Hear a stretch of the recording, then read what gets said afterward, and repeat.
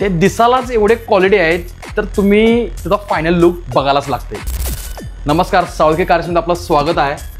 हा व्हिडिओ एकदम स्पेशल म्हणजे स्पेशल होणार आहे। आज आपण हायक्रॉसमध्ये स्टेज 3 प्रोजेक्टर्स FE रेट्रोफिटचे इन्स्टॉल करणार आहे। हे प्रोजेक्टर दिसालाच एवढे चिकने आहेत की मी तर ह्या प्रोजेक्टरवरती फिदा झालो।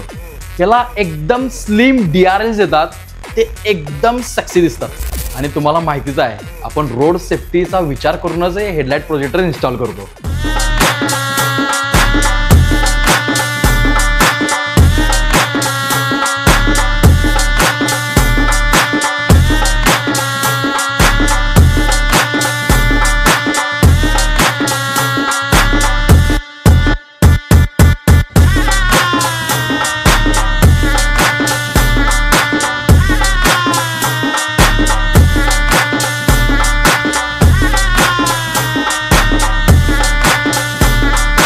तर कसे वाटले हायक्रॉसमध्ये हे हेडलाइट प्रोजेक्टर्स हे मला नक्की कमेंट बॉक्समध्ये कळवा आणि ज्यांच्याकडे हायक्रॉस कार आहे त्यांना हा व्हिडिओ शेअर करायला विसरू नका।